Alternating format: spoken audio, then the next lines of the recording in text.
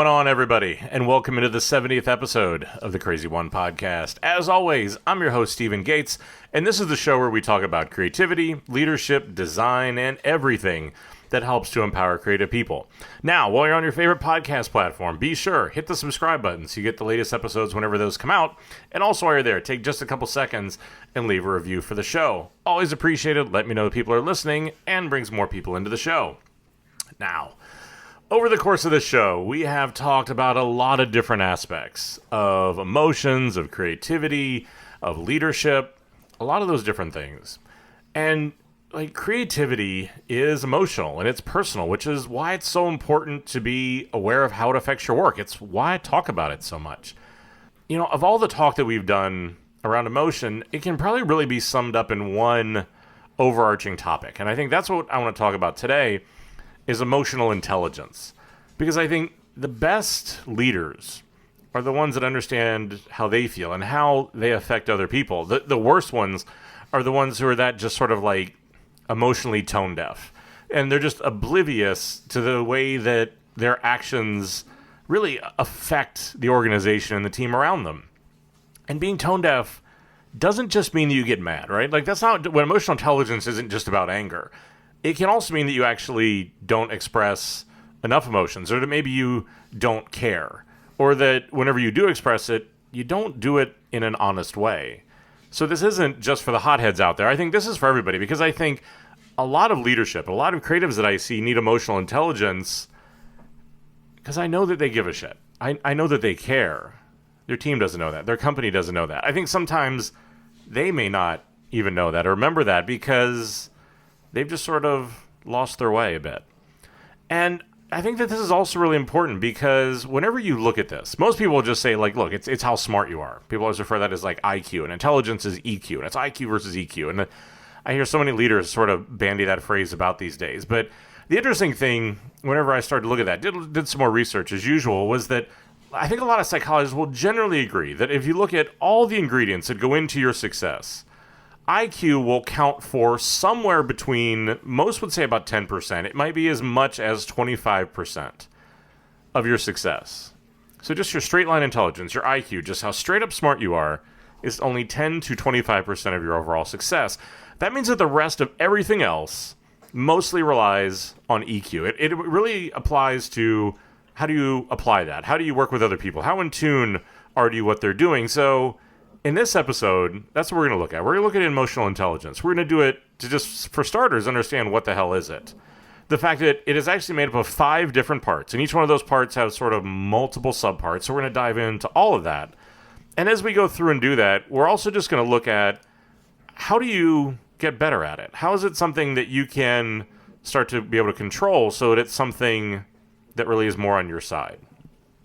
And you know, we start with just that simple question of just like, what is emotional intelligence? And I think that the best organizations are the ones that are aware of this. They're the ones that are aware of how important this is. I think that it's been interesting whenever I've gone through it in the press and things like that. Whenever you look at like the people that work at the Genius Bar in an Apple store, the vast majority of their training is around much more of emotional intelligence than how to fix a computer.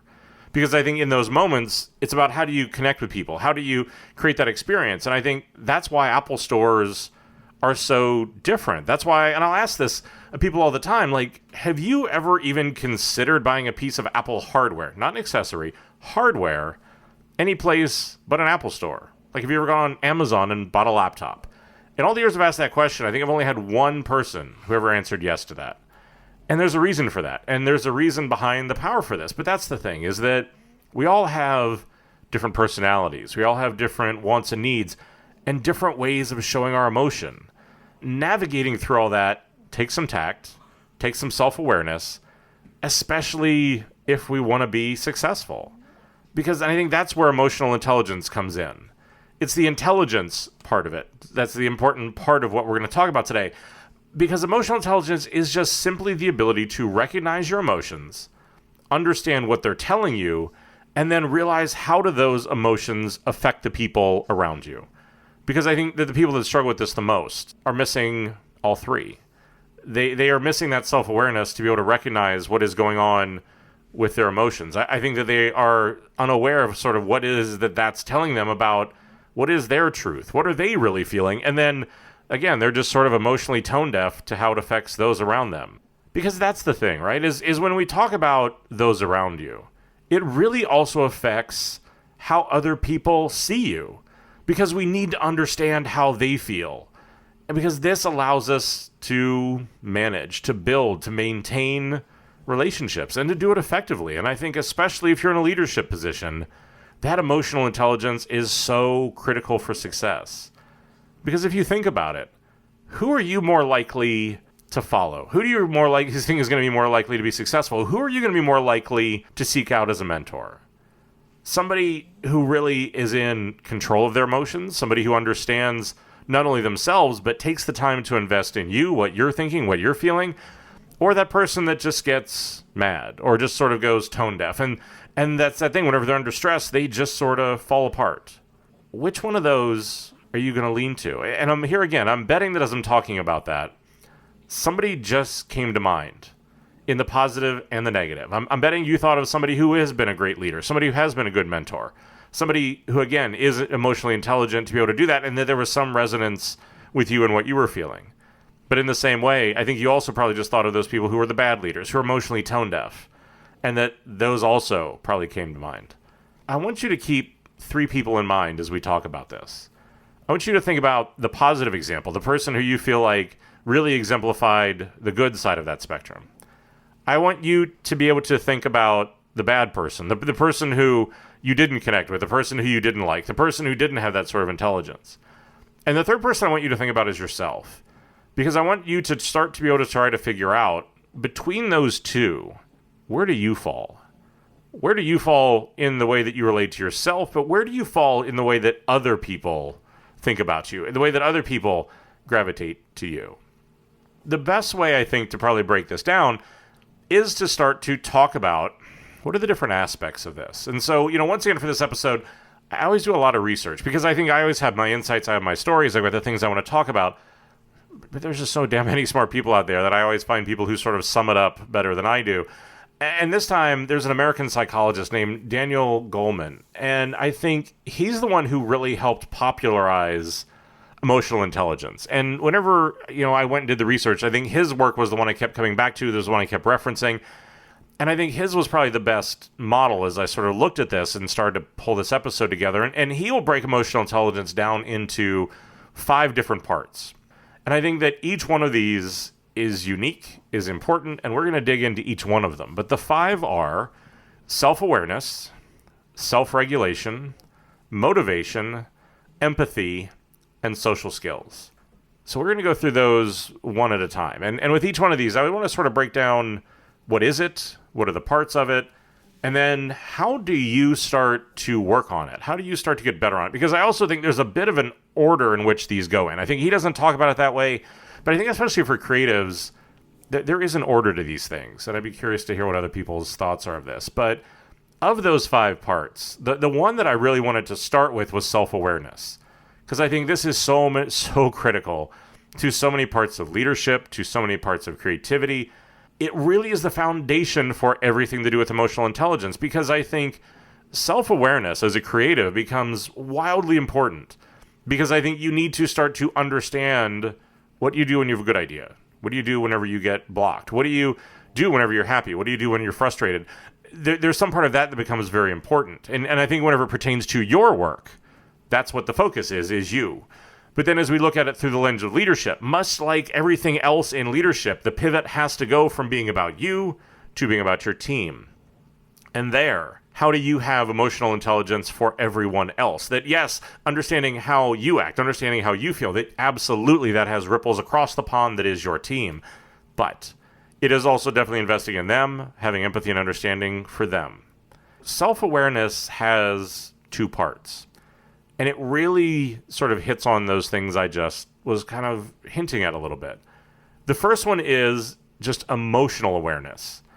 And that is, if you're going to be self-aware, we're going to be talking about emotional intelligence, how are you at doing that? Like, what is your ability to recognize your own emotions and its effects? For those of, for your work, it's what I said. It's being self-aware enough to understand, how do you have an idea? And are you even paying attention to that at all? And I think this is the very, very first step, is just to notice, what is your mind state? What is your emotion whenever you feel really creative, really empowered, really in the groove? What's that emotional state like? And how did you get there? And how do you keep it there? Versus the times when you're struggling, you're blocked, you're frustrated. It's not flowing. It's not coming as easily.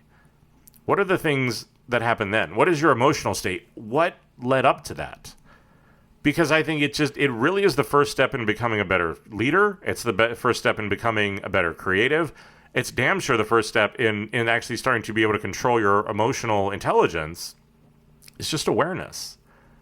And how do you just simply pay attention to it? And I think give yourself some credit, because there's not a right answer here. This is very, very personal. This is something where there's not going to be an easy or right answer a lot of times. So in many cases, what I'll ask people to do is just to stick with the awareness. Much like in any creative process, don't run to the solution. Don't overcorrect. Understand if this is something that is really who you are. Is it a one-off instance of you were having a bad day, you had a bad time at home, your boss pissed you off, somebody said something to set you off, and that was sort of a one-time outlier? Or anytime somebody says something negative, anytime somebody gives you criticism, does that really set you off? Do you go to a bad place? Does your work start to struggle? So it's starting with the first piece of that self-awareness is just emotional awareness. And then the other piece really is self-confidence. We talked about this last week, and I think that it was one of the things that was really interesting in that episode, right? Because whenever you talk about creative imposter syndrome, that's one of the big things that comes into it is self-confidence. Is at the end of the day, that's why we feel like we have it. Emotional intelligence is very, very tied to confidence as well, because confidence really feeds into your self-worth and how you feel about how capable you are. So it's also important for your growth in leadership that you have to be confident in your style, not let your emotions get the best of you, because the reality is in a leadership position, there are a lot of times when you don't get the luxury, and that's the word I'll choose very carefully. You don't get the luxury of a bad day. You don't get the luxury of losing your temper. However frustrated you might be, however it is that is going on, that's one of those things where like complaints go up, they don't go down. Go bitch to your boss. Don't go bitch to your team. And I think that it is about how do you deal with the bad days? How do you deal with the frustration? How do you deal with those things? And this is where in many aspects, emotional intelligence becomes even more important on leadership, because leadership can feel very isolating because of this. Who do I go to? Who do I talk to? Who do I tell?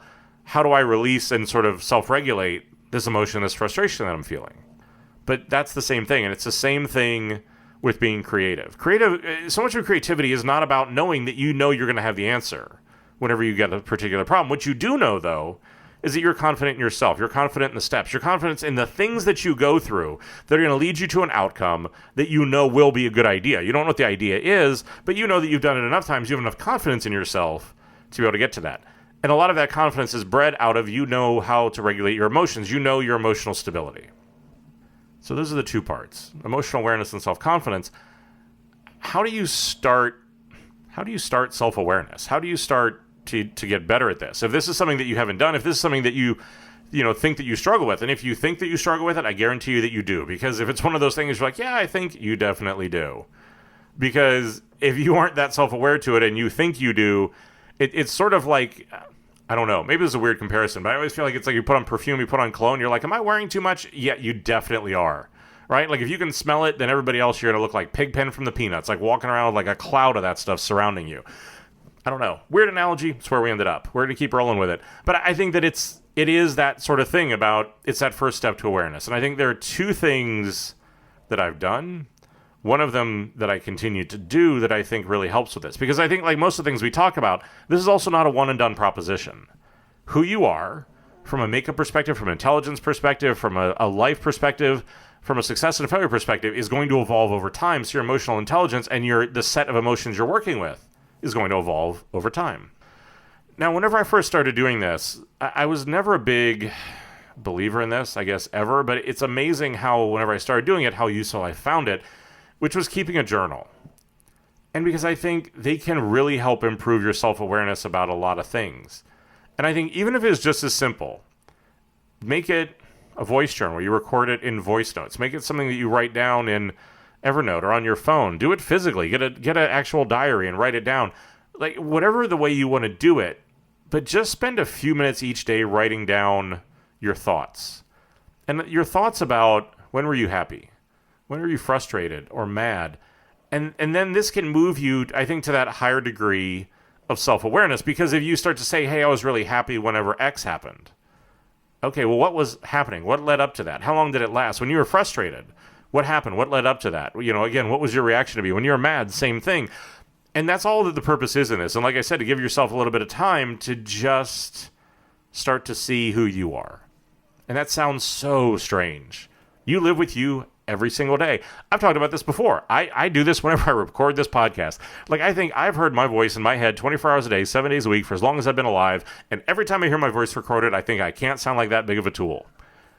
It's the truth, though, right? I think that we don't see ourselves purely as we are. We don't hear ourselves. All of these sort of things. So I think a journal is a great first step. But I think especially as you look at the negative side of that spectrum, right? Because very few people are ever accused of or being dinged for being too happy. A lot of people are dinged, and a lot of people have problems because they have anger or other strong emotions. And that those get them to say things that they wish they didn't. They get them into situations. They make them unproductive. They make them so they pull away from the team. But I think whenever you look at that strong emotion, and usually a strong negative emotion, it's one of those times whenever that happens, what I want you to do is to slow down. Don't jump at the shadow. Don't give in to the impulse just to respond in that moment of emotion.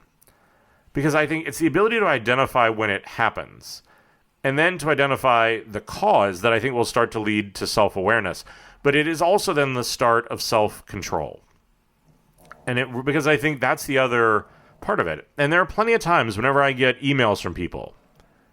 There are times whenever I need to close my email, I need to go for a walk, because sometimes it was meant to be an asshole. Sometimes you find out that it wasn't. But I think in either case, what I've learned is if I give in to that emotion, if I give in to that moment, if I just let the self-awareness pass me by, you never make it better. I think that, because what you're either going to do is, and I'm not saying you get run over by it. I'm not saying that you let people dominate you. But I'm trying to say, how do you respond in an intelligent way? How do you respond in a way that doesn't make things worse? How do you respond in a way that again, isn't sort of giving in to some of the baser emotions and some of those sort of knee-jerk, passionate reactions? And that really leads into the next piece of this. Because I think once you start to work with awareness, and then it is starting to be those moments where you need to slow down whenever you need to think about that, what that leads into is the next piece, which is self-regulation. The awareness will start to cue you into what is going on. Self-regulation is in your ability to control those emotions and impulses.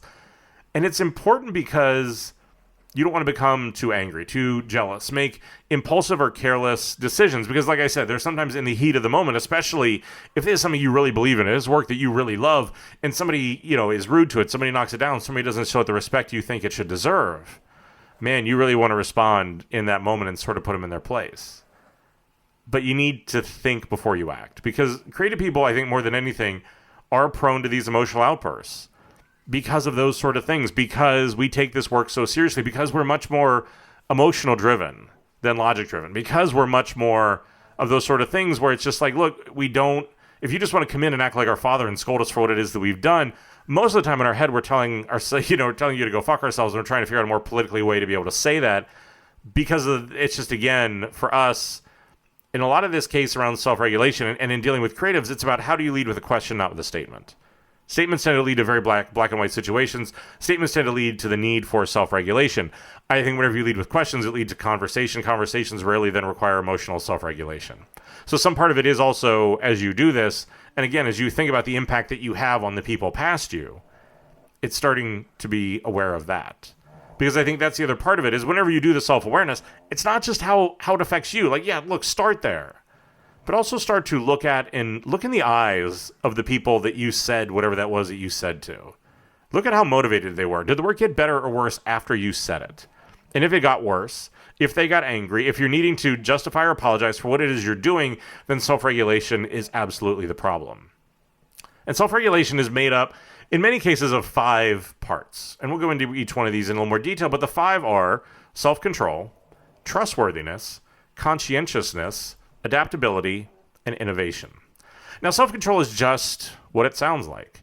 How well do you manage those disruptive impulses, right? Like the time whenever you go from being you to being something else, this is like the Jekyll and Hyde sort of thing. How well do you regulate? How well do you control that?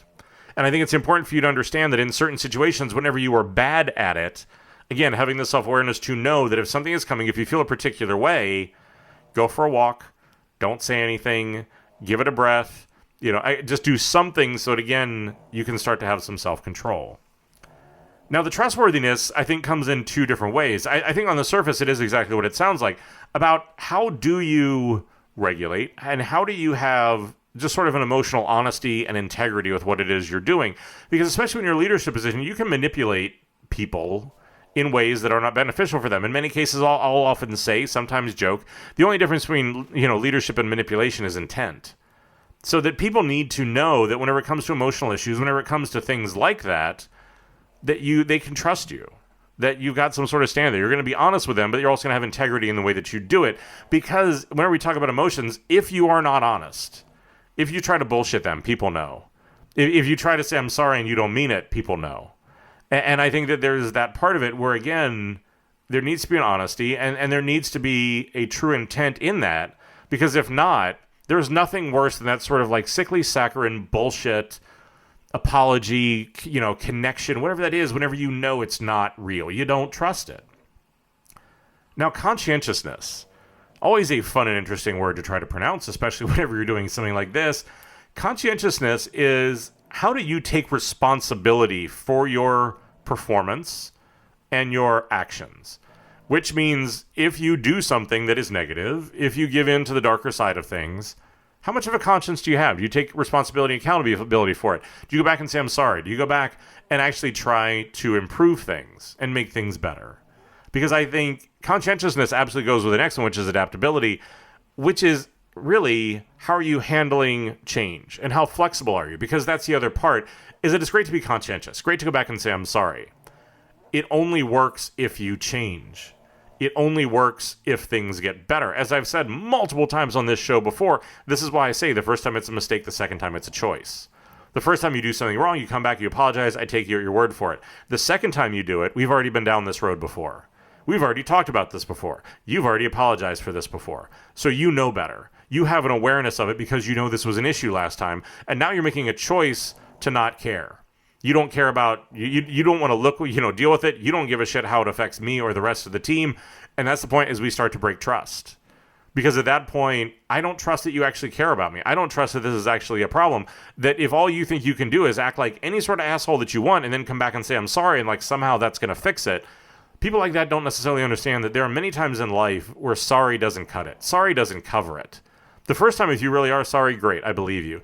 The second time doesn't cover it because I don't believe it. I don't trust it. I don't think that. I think it's just, again, it's your way of sort of forgiving yourself for doing that. So you need to be adaptable. You need to handle, you need to be able to be flexible and change. And I think a lot of the time is with this. Innovation may sound like a strange word as we talk about emotional intelligence. I believe in so many cases what we do. Like design thinking can be used to design an app. It can be used to design an organization. It can be used to design, somebody's career path. I think all these different things can be very adaptable. But I think innovation also needs to come into it because innovation in this case really means that you need to be open to new ideas. You need to be open to, again, part of self-awareness, part of self-regulation is really, yes, it's holding yourself accountable. But it's also knowing whenever you are struggling, whenever you don't know what the answer is, whenever you're not sure what to do next. It's not just suffering in silence. It's not doing the same thing over and over again. It's finding somebody. Maybe it's a loved one. Maybe it's a family member. Maybe it's somebody on your team. Somebody who can give you that outside perspective. Somebody who can try to give you a path forward. Some place that you can open yourself up to that new idea. Because I think that's, again, and I talk about it, and maybe it sounds strange. That's why I sort of feel a bit of hypocrisy in doing this show, because I think it's so easy to do some research, take some experiences, take some things I've done, package it together like it's all of the answers and put it out there. But it's amazing how much in my own career I struggle. It's amazing how much with these sort of things, I'm not good at what I talk about. And I struggle with these things. So that, again, I think it's not just coming in here and sitting down and saying that you've got the answer or pretending like you do. I think in many cases it is about how do you have that cohort? How do you have that support team where you can be vulnerable, where you can go and say, these are the things that I need. I need some help. I need some new ideas. I'm not sure how to break through this. Why do you think this is going on? Get a different perspective. But I think all of those are interconnected in self-regulation, where it is the self-control to not give in to those sort of like darker impulses. The trustworthiness of knowing that you need to be honest with yourself and with everybody else as you go through that process for the regulation to actually be resonant and real. That you need to be conscientious that you are not perfect. Do not expect that you're going to be. In the moments that you slip, you need to take responsibility for what you did. But then again, you need to be adaptable and you need to be innovative in thinking about how do you genuinely invest in solving those problems. Now, as you kind of think about how do you get better at that? Because maybe you identify with some part of those. I mean, I know I definitely do. This is not a checklist that, again, you're going to go through and be like perfect all the time. That's not the goal here. But I think as you think about those, in many cases, if you want to start getting better at it, it really is about knowing who you are, knowing what your values are. Like, do you have a clear idea of who you really are? Like, what will you not compromise on? What are the values that are most important to you? Have you told those to other people? Have you talked about the way you like to work? Do you actually know that? And can you vocalize it? Can you set that expectation? And I think, it is that sort of process, that introspection of setting down and looking at this stuff. Because if you know what's more important to you, then you probably won't think twice when you're faced with a problem. Because you're going to know what is true to you. You're going to know what is a rational reaction. What is something that whenever you've done it, it aligns with who you are. It aligns with the way you want to act and want to be seen, and a lot of those sort of things. This is why in many cases I've encouraged people repeatedly for years now to think about and spend some time looking at their own brand. That's also the start of this process, to know what your values are, to know what makes you different. Yes, it takes the expression of a brand to be able to go get a job and do those sort of things, but it also works here in the part for emotional intelligence as well. Because I think you need to understand how do you want to work, who it is that you are. And again, if you have a leader who is coming in and trying to make you into somebody that you're not, then you need to push back against that. And again, it's all about how you do it. But again, I think you need to be able to think about that. I think that the next part is you do need to hold yourself accountable. I see too many people, and it has sort of become the fad in society right now, where whenever something is wrong, it is the fault of someone else. It can't be that I've let something down. It can't be that I've done something wrong. Somebody else has done this to me. Somebody else has imposed this on me. And that they are the one to blame. I'm fine. I'm perfect. I'm great. I do everything right all the time. It must be them.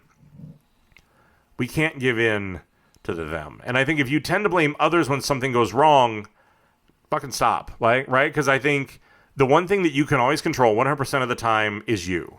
And that's where you've got to start, is with you. And I think you've got to make a commitment to yourself to admit your mistakes and face the consequences, whatever they are.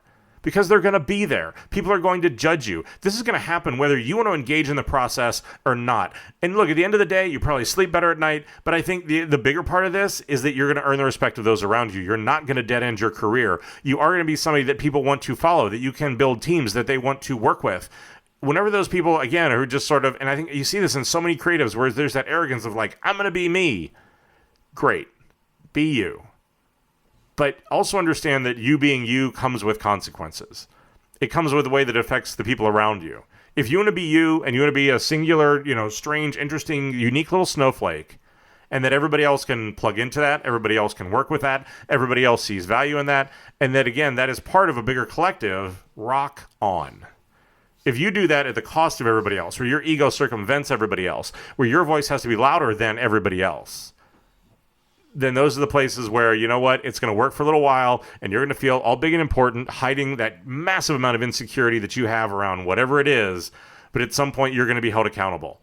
And it's going to be a lot better if you do it to yourself and you start to change, because if not, you're going to be held accountable in a dead-end career. You're going to be held accountable by getting let go of your job. You're going to be held accountable by being ostracized from your team or your executives or your projects or whatever it is. And in that case, you're probably then again turn to them.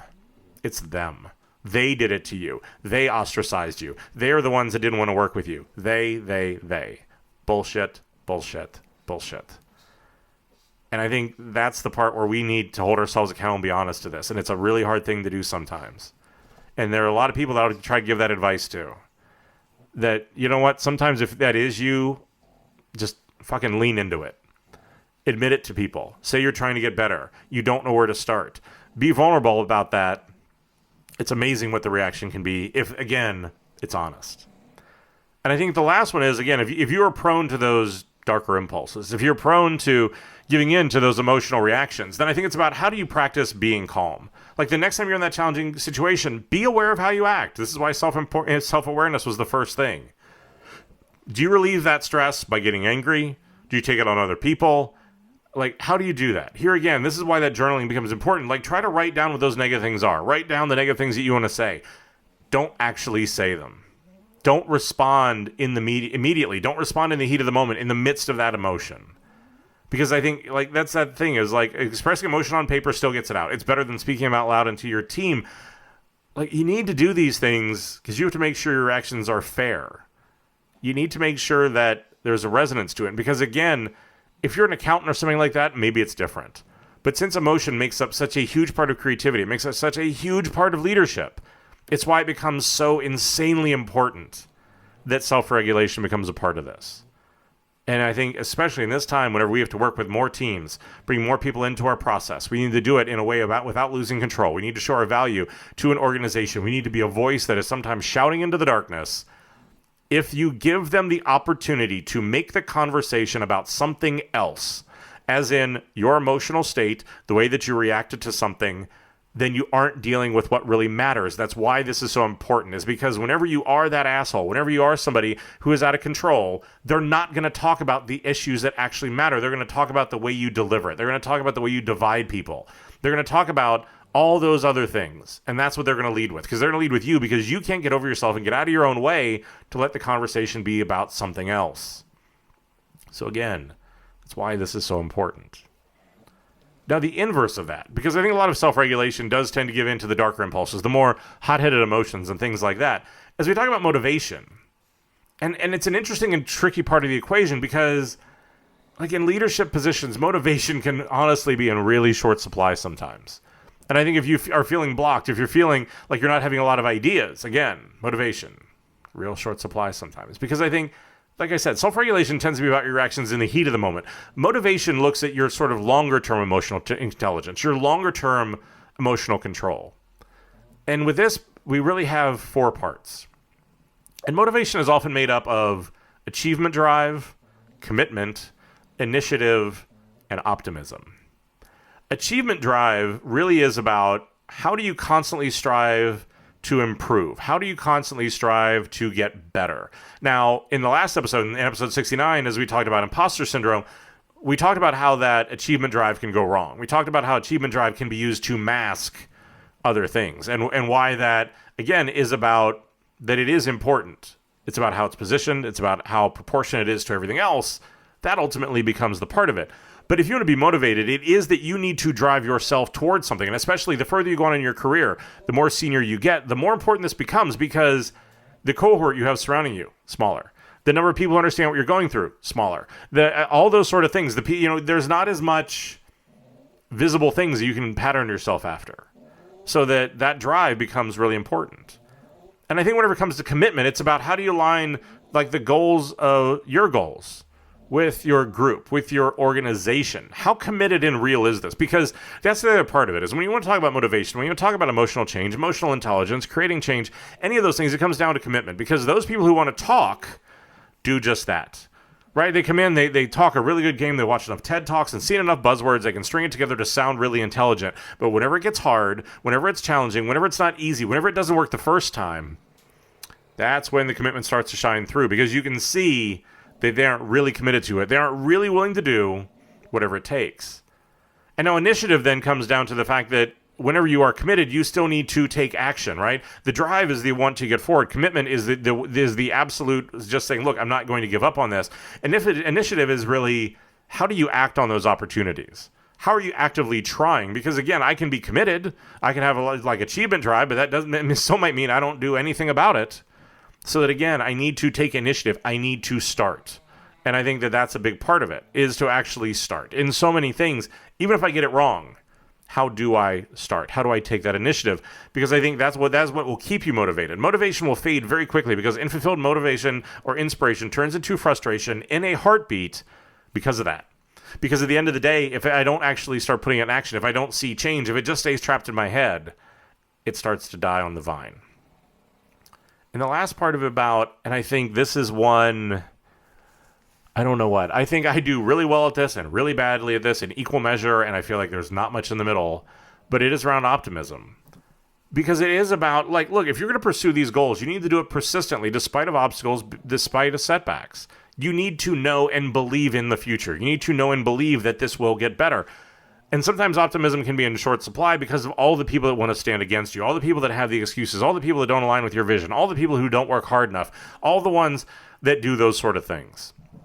But here again, this is not about them. This is about you. It's about me. It's about you. And I think that's where optimism becomes really important, because if you don't believe, if you don't see the future, if you don't believe in that future, nobody else will.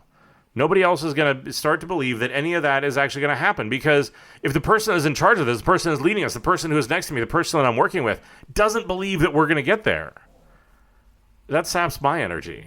It saps my belief. It saps all of those sort of things. So again, I think that's why you need that achievement drive to be able to push yourself forward.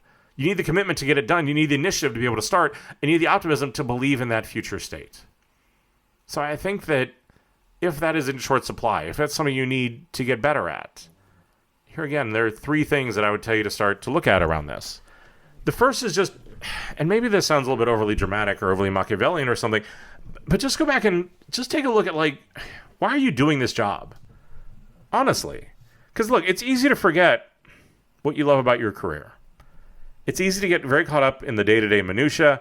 So I think you need to take some time to remember, why did you want this job? Why did you want to work with these people? And if you're unhappy in that role, in that job, if you're struggling to remember why you wanted it, I think that there again, go back to the origin of that. And that if that has become disconnected, if the team is different, management is different, then I think you need to start to figure out what is that future you want to build towards.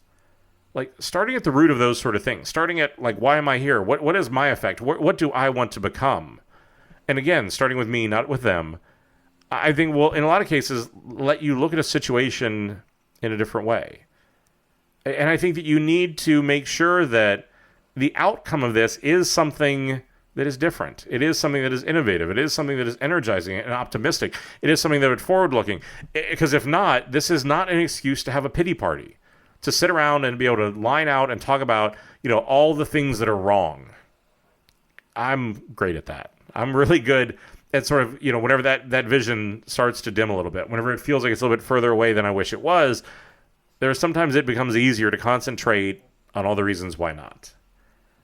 And I think, but that's the place where, again, you need optimism. You need to be able to say, look, this is the impact I feel like I can have. This is what I want to do. And to be able to let that be that North Star. And then start to figure out, and again, how do you look at those different things to understand how do you start to build it? Now, the next part, honestly, is just like, how do you figure out how motivated you are to lead? How much do you really want to do this? Because I think that it's one of these things where leadership isn't for everybody. Everybody feels like they want leadership. They aspire to it. In many cases, that's because that's what the job path is. That's where the bigger salaries are, the bigger titles are. Go towards that. But I think it really is about just sort of like looking at that present state. Like, where are you on that journey? Are you moving forward? Net, even if there are problems in front of you, are things getting better? Like, is there something you can be hopeful about? Is there something you can find the good in? Because I think, like the best leaders, the most motivated leaders are usually the most optimistic, no matter what problems they face. And I think that in many cases, that may need to be a bit of an act of will to adopt that sort of mindset to the point where it becomes a practice. But I think that as you look at that motivation, it is, again, being self-aware to see if you tend to err towards the negative. If you tend to err towards those sort of things, then how do you actually, again, start to adopt that mindset to look at things a little bit more hopefully, to find something that's good, and to, again, do that sort of self-reevaluation So that, again, this is why awareness is so important. It's why it's the first step, is because so many of these things, to figure out how to stay motivated, you need to figure out a lot of these things about where it is you stand and how you're doing. So the fourth part of this, we talk about a ton. It's like the word, it is sort of the word of the moment, which is empathy. And I think this is, out of all the things we're going to talk about, this probably is the second most part of emotional intelligence, because empathy, as everybody hopefully knows, is just the ability to identify with and understand the wants, the needs, the viewpoints of other people, those people around you, right? Because I think people with empathy are the ones that are good at recognizing feelings in others, even if those feelings maybe aren't obvious. Because I think that as a result of that, empathetic people are usually really good at managing relationships. They're good at managing a lot of those sort of things. They're good at listening. They're good at relating to other people. They avoid those sort of stereotypes of judging too quickly. And they can live their lives in sort of an open and honest way because they understand what's going on around them. Here again, sounds so easy. And as like if you go through and do design sprints, if you do design thinking, a lot of this will focus on start to give you good techniques to be able to do this. But a lot of it, as it comes to emotional intelligence, really comes down to sort of like, again, 5 different parts of this. There is this sort of like service orientation. There's the development of other people. There's leveraging diversity. There's political awareness. And then again, the understanding of others. And a lot of this probably is going to gear a little bit more towards leadership because, again, I think as you're in a leadership position, the need for empathy ramps up drastically. Because whenever you talk about that, in general, whenever you are creative, the service orientation really is about how do you sort of anticipate, recognize, and meet the needs of your team members, of people who you lead, of your clients, your customers, whatever it is that's there, right? Because it's finding a resonance that not only do I understand it, but then I want to be able to help in some way. And then how do I recognize and anticipate what that is? Now, the development of others, that's whenever it's about sensing what do others need to get better?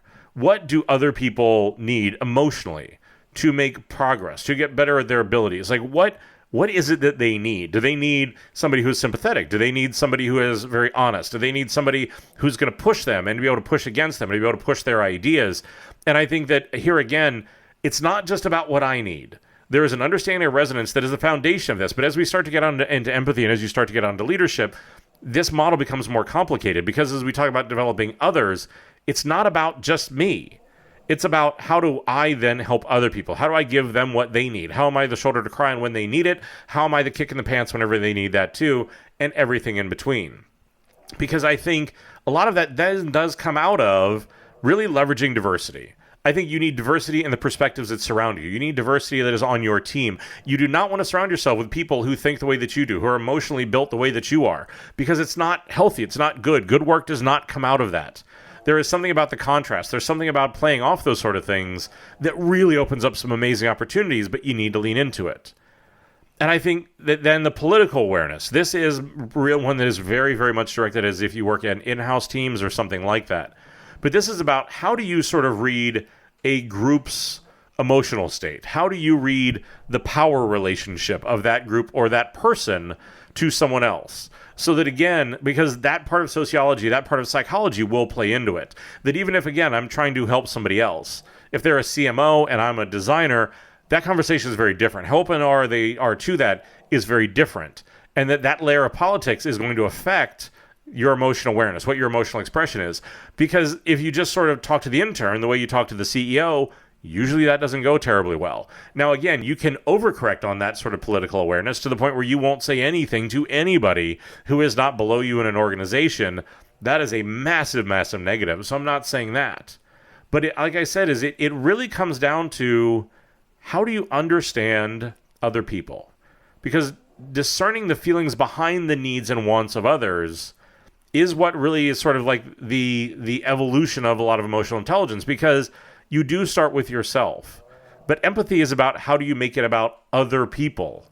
And I think that's really important. And if empathy is something that you struggle with, then there's probably 3 things that I really look at. And again, I think as you look at a lot of the research or strategy that'll go into a lot of even design thinking or techniques like that, they will put these exact things in practice. The first one, and this is my go-to whenever I'm having a problem, whenever I want to respond to something, whenever I'm dealing with a difficult situation, is to put myself in somebody else's shoes. Because the reality is, like, look, it's easy to support your own point of view. But take the time to look at the situation from somebody else's perspective. Take the time to look at it about what would you want the emotional response to be? What would you want your leadership to be? What would you want it to be if the roles were reversed? If you're the boss and that you need to talk to somebody on your team, what would it be like if they were then my boss? What would I want? I think this is why I will tend to then default to honesty, because at the end of the day, I think that people always will respect honesty. And again, I'm not trying to spin it. I'm not trying to do something else. But put the shoe on the other foot, right? Like, don't just have that blind arrogance to be able to say that, look, that's the way that I need to do things. You need to look at it from another perspective. If you are in person, the other thing that is a huge indicator of being able to build empathy is watch people's body language, because it will tell you the truth pretty much every time. Because look, I think if you are talking to somebody and they're sitting there and they've got their arms crossed, they're moving their feet back and forth, they're biting their lip, that body language tells you about how they're feeling in that situation. And in those particular ones, the message that gives is not positive. Because again, if I'm crossing my arms, it means I'm shutting myself in. It means I'm being very introverted. I'm holding something in. I'm withdrawing from the situation.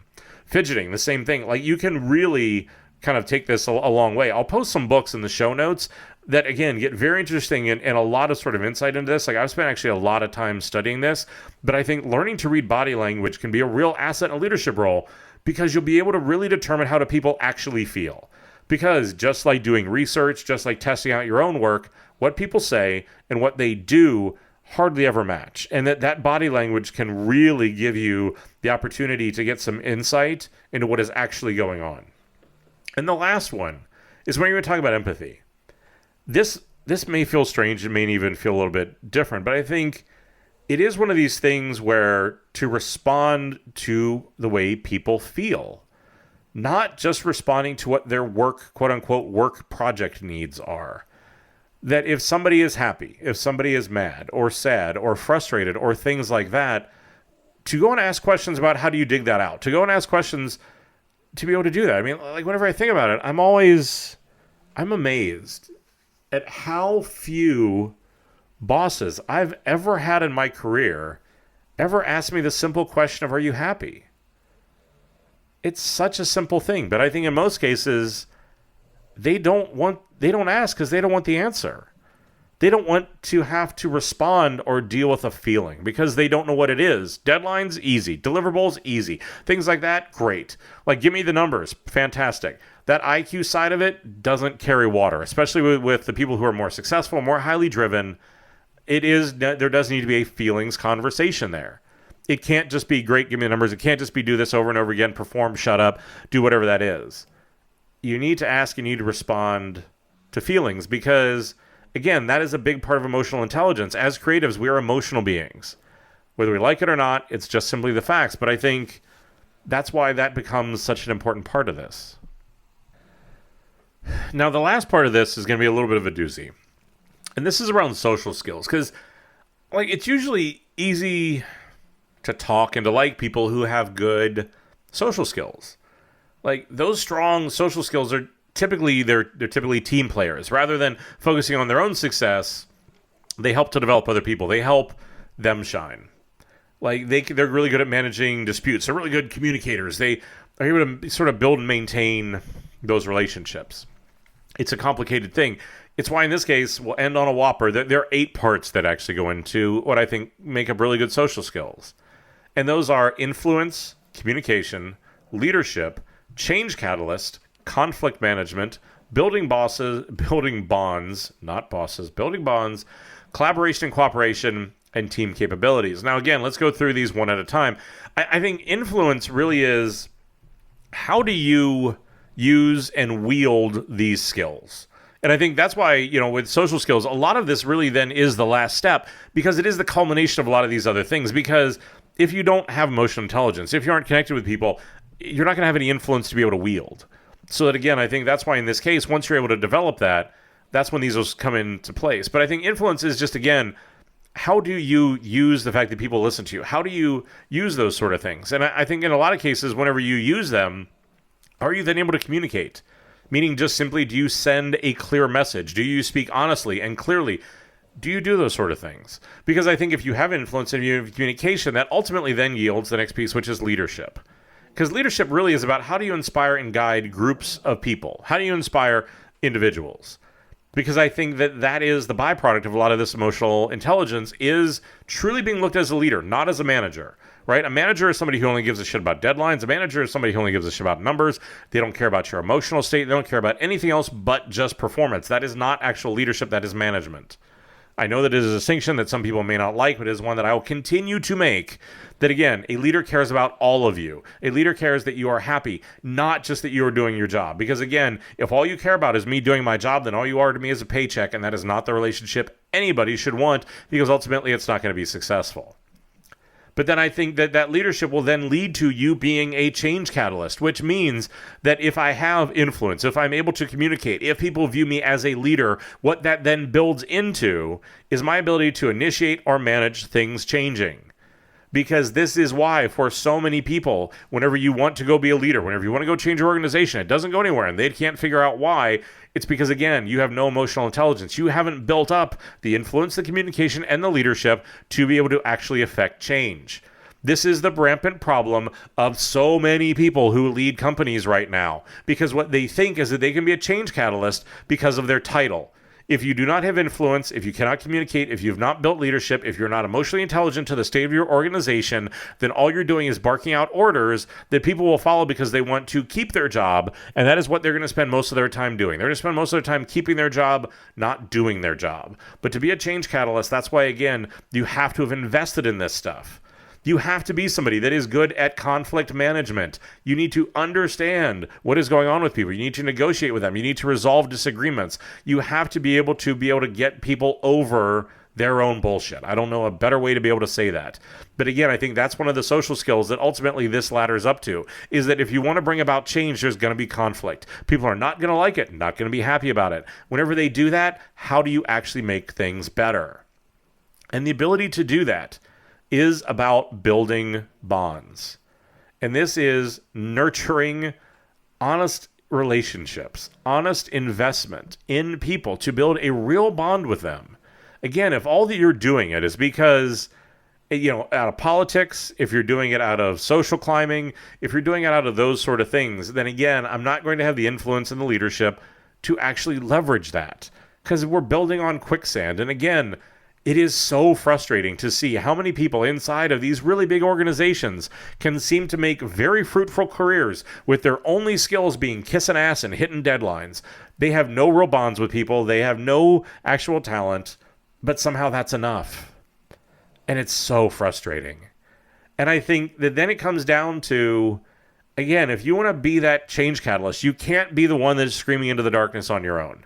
It has to be about collaboration and cooperation. You have to work with other people toward a shared goal. I think that there are times whenever you need to put your head down, whenever you need to charge forward, when you need to set the standard, but you can only do it for a finite amount of time before you need to stop, bring other people in, ask for their collaboration, ask for their cooperation, because if not, one, it is not a sustainable way of working. You're going to burn yourself out. And that two, organizationally, you just are not able to get stuff done that way. That is not the way things are.